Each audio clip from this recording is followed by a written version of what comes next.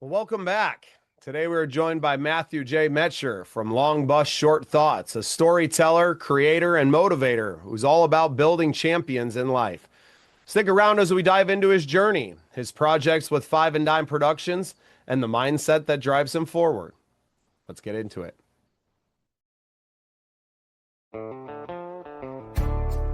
This program is part of the Scene Projects Podcast Network. The Scene Project features interviews with independent musicians, comedians, and artists from across the Midwest. Become part of our community and support local art wherever you are.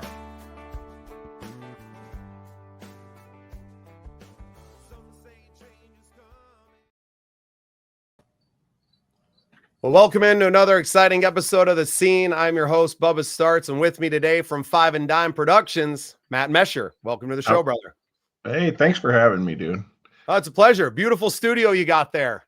Thank you. It's been a dream I've been building for a little over 16 months now. So, it's been building in my head for years, but That's awesome. So we've been at this about the same amount of time. I started my podcast back in like March, April of 2024. And to look now, I think I just got the vidIQ. We've had 950 uploads, over 225,000 views on our YouTube.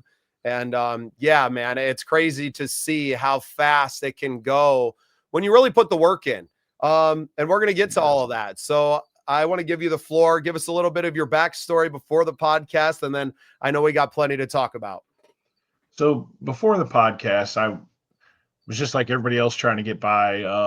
Ended up driving a semi for a couple years to it allowed me the money to get life, back in shape. I had lost a big job and kind of had some mental health issues, but got my CDL, got kind of regained life, and it took me a couple 4 or 5 years to get my feet back underneath me. But then I had to have a back surgery in it was early 23, July of 23, and it put me on the couch for like 6 weeks. And I really seen what I was missing at home, and like the kids needed me and the wife needed a lot more help. And so I sold everything I could and started this, and it's, started the production company to try to be able to be around the family more and be able to get to the doctor appointments, and kind of made a commitment to like not miss any sporting events or anything like that. And always wanted to do a podcast with my buddies, as in high school and stuff, we talked about,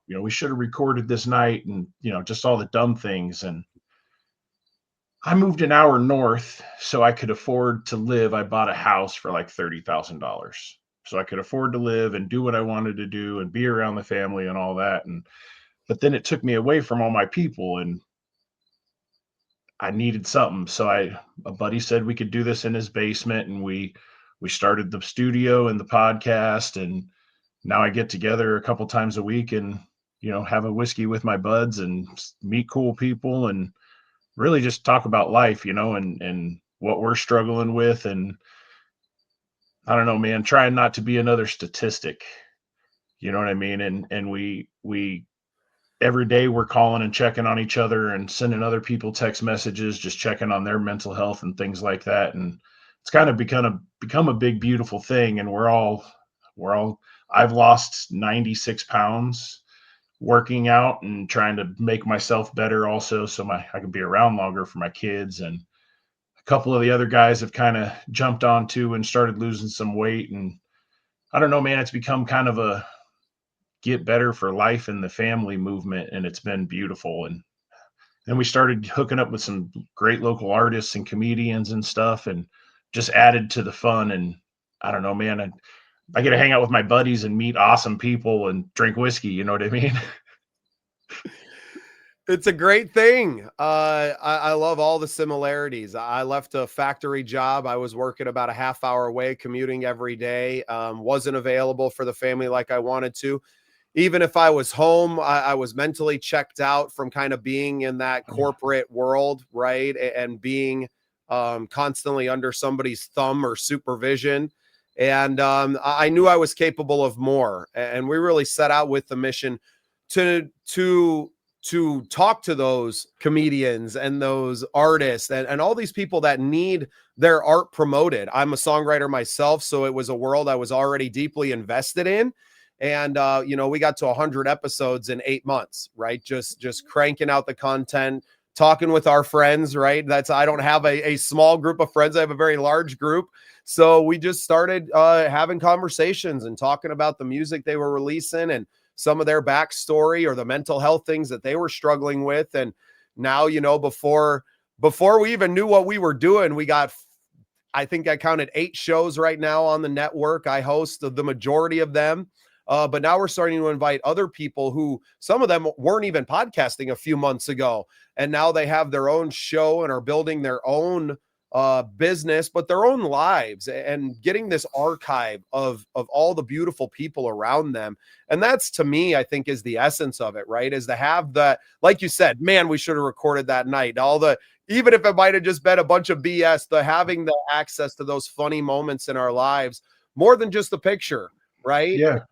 And since we moved to digital film and mostly all of our stuff's on our phones, I don't think pictures mean as much as they used to. We don't print them out, and I don't think that we're touring through the album books, if you will, kind of like we used to. I'm 39. I kind of remember that analog age of having the wind-up cameras, and I remember Polaroids before they went to the smaller ones now that they kind of brought back. But yeah, it's interesting to hear you parallel so many things and reasons why I wanted to start my own podcast and to build my own production company. And now we look around at what we've done and how we're able to help other organizations like Operation Combating Veteran Suicide, and combining with shout out, shameless plug for our skunked golf apparel, Skunk Golf Company, who got us fit for the Sanford International golf tournament up here in Sioux Falls. Like, it just continues to grow.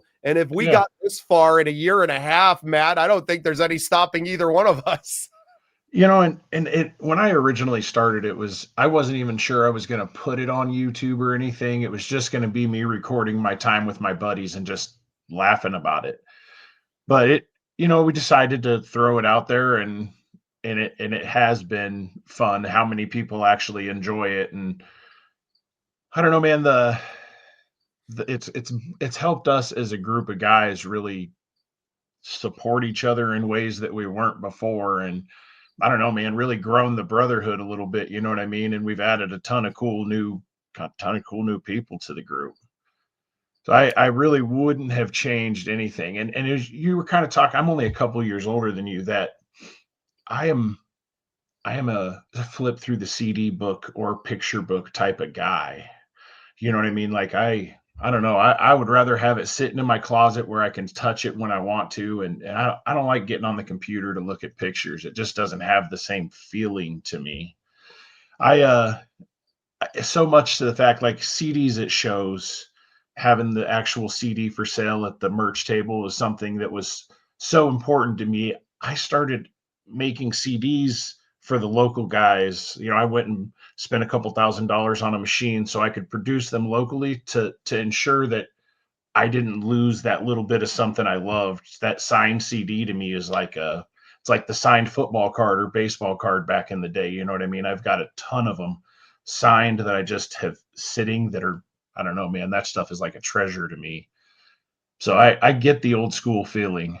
Yeah, well, it's visceral, and you own it. When you buy that, in this world, everything is rented. You're paying for these subscriptions, and you never even have this music. You have access to stream it, but you don't actually own anything, and you didn't actually support a local artist by streaming it. Just because you played their song, that there's nothing really to that. And I think that's we're all well aware of that now, especially as Spotify has changed their terms. I pulled all of my stuff off of Spotify because they're openly putting it in their terms that they're going to take your art, they're going to run it through their own AI, and they're going to spew it back out as their own thing. And they're going to start to just generate pop stars in this way. And I've been doing my best to promote these terms to all of my friends that are putting their music out there. And that's the future, right? Is that they're just going to I build this massive database through their streaming platform, and by exploiting young artists that just want to get their stuff out there and using it to pretty much put them out of a job. and it's unreal. Like something like 1 million streams is like $4,000 or I something. saw that today. Yeah. I don't It's even know if it's that. That's if you like have the established base. If right. an independent artist just goes out there and has 1 million streams, they're likely to make even less than that because maybe they don't have the monthly listener built up. And there's so many nuances to their terms to actually get paid. It's not worth like how much promotion do you have to do to get those 1 million streams? And now, even if you do, Matt, that they are pretty much signing you. So anyone that does pop through there and breaks through the noise on that, just because you're putting your stuff on Spotify and you signed those terms as an artist, they're going to own a percentage of that moving forward and to pretty much be in control of your career. And I'm doing everything that I can to like, hey, get your stuff off of here. Like, leave that. If you're an independent artist who cares about your art and making a living in this business and actually being able to do something with your music in the future, get your stuff off of there now and start to think about it in a lot different way and start to think about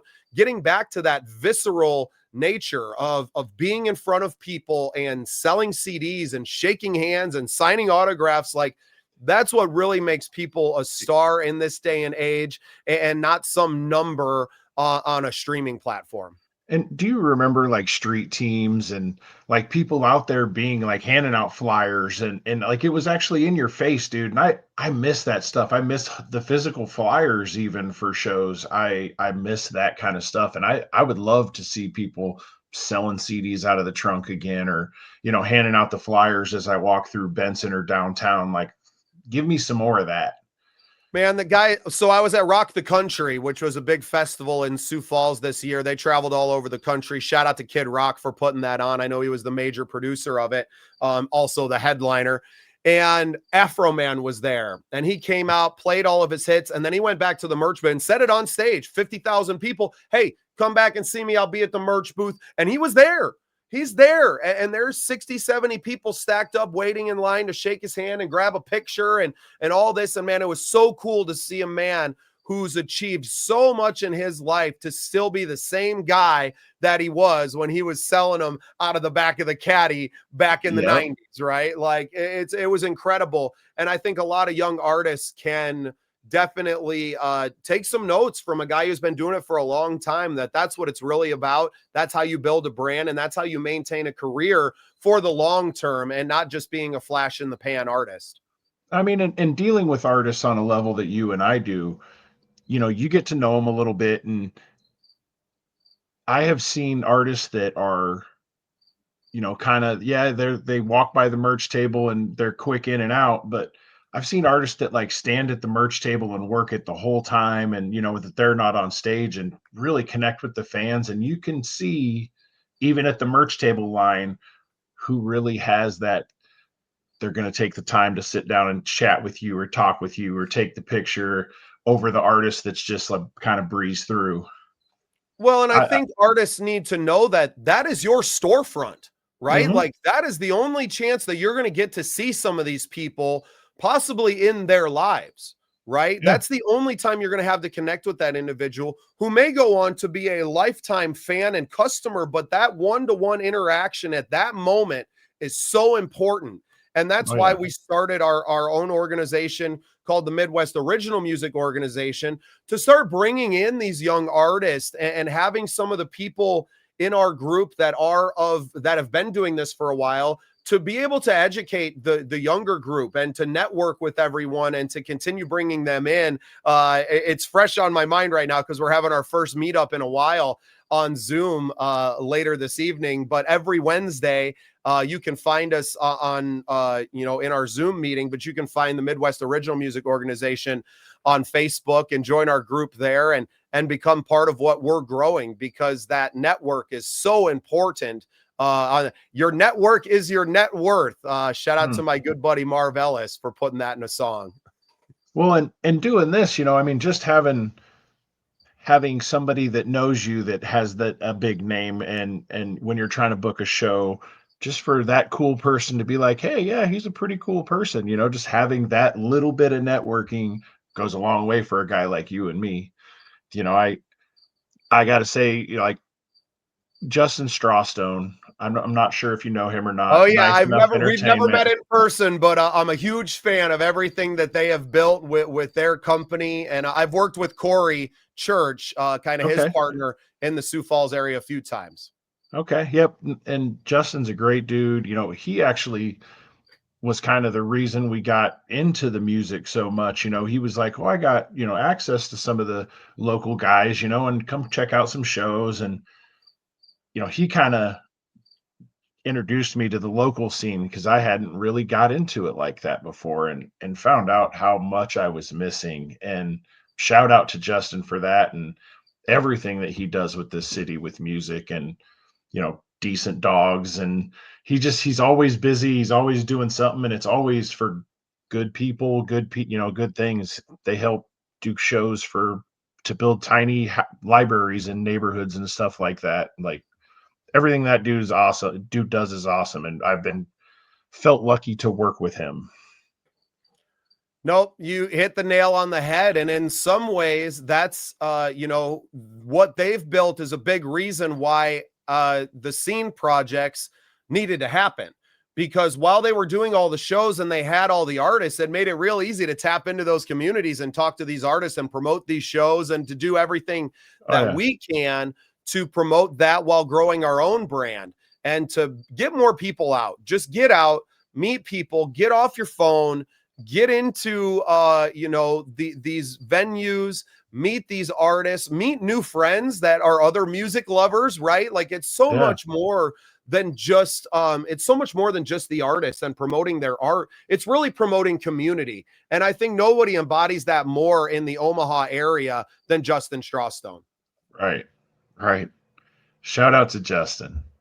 For sure. So tell us more about the podcast. I know you mentioned it's just kind of you and your buddies, but Yep. shout out your co-host and maybe some notables that have been on the show with you in the last 18 months. So I mean, all my buddies that come sit with me on the show, we've all been friends for 20, 25 years.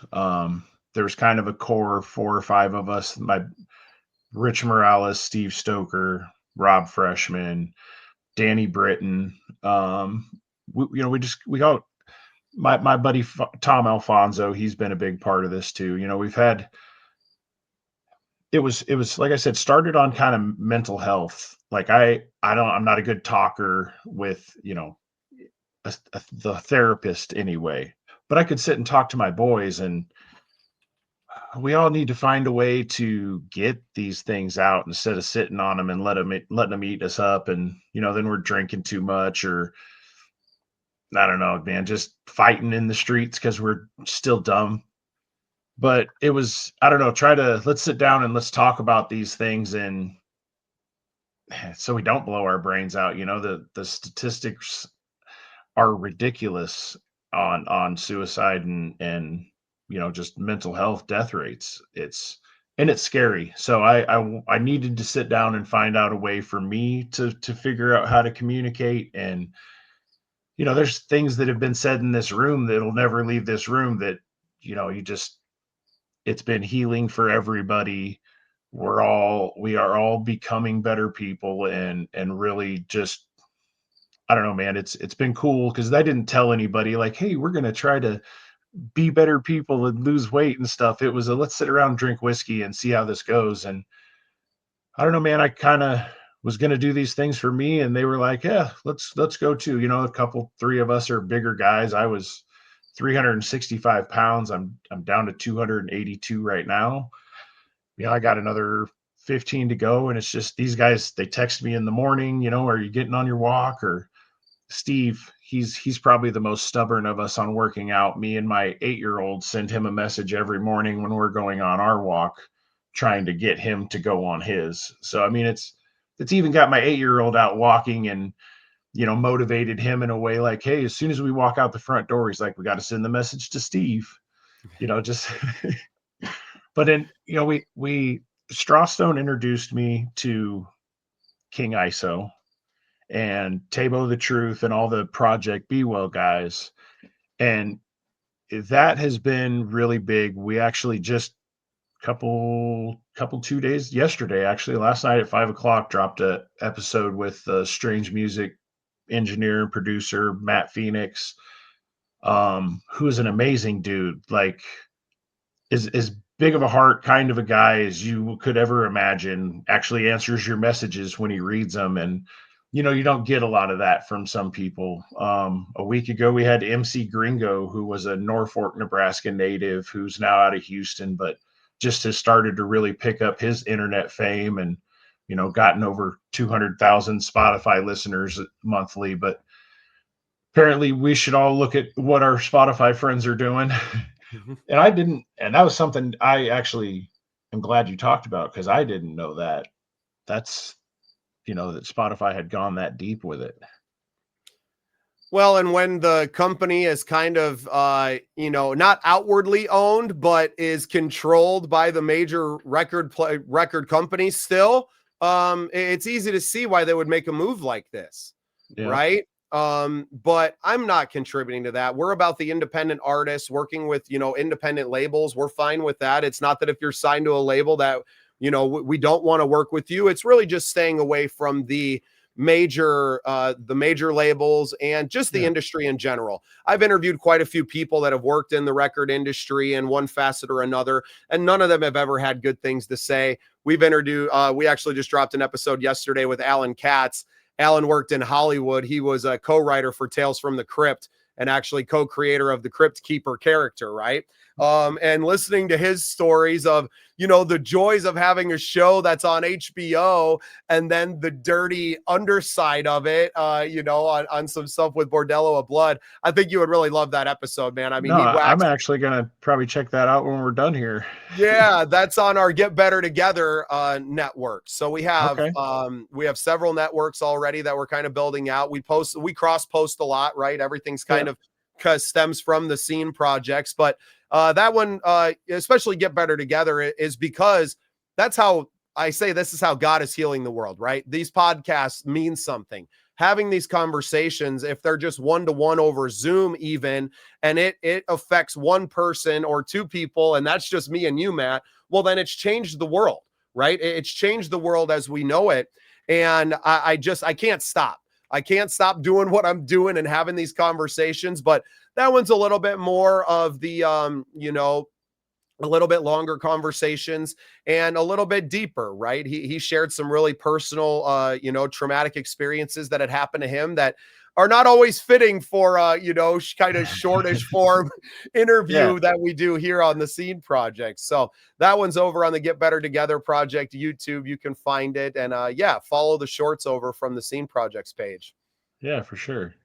Awesome, man. Where can people find your stuff online? So we are Long Bus Short Thoughts on pretty much everything for the podcast. The Five and Dime,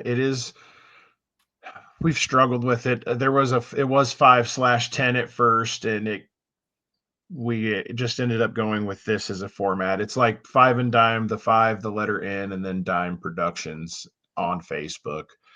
And then I'm Matthew J. Mettscher on Facebook. I got the little blue check mark, but nobody's tried to copy me yet. Like, I haven't made it that far yet. But you can find me at any of those. If you're trying to get CDs made for anything, we also do DVDs. If you're into filmmaking or wanted to do a comedy special, we do DVDs too. But you can find all that stuff at 5anddimeproductions.com.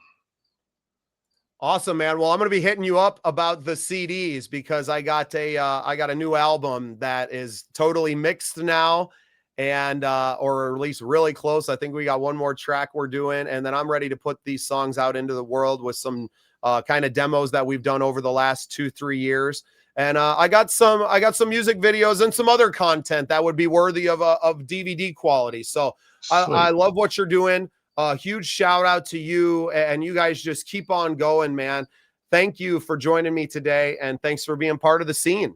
Yeah, well, thank you, sir. You have a beautiful day, and shout out, congratulations on your network, dude. That's big. That's awesome. Help it, giving some of us an opportunity to connect with you in that way if we want to. I love that it wasn't just I'm on the network. It was a y'all come to the network. You know what I mean? I love that, dude. Yeah, it's about the we, right? It's not Yep. about Yep. me. I have a band of my own. That's about me, right? Like I already had that.